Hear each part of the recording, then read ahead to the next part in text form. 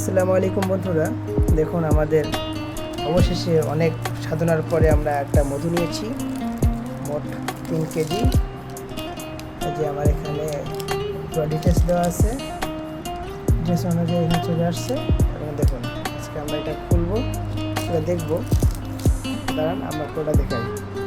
এই যে আমরা প্যাকেটটা খুলছি, এটা উল্টা দিকে খুলে গেছে, তো বাইর করে দেখি। বাইরে হচ্ছে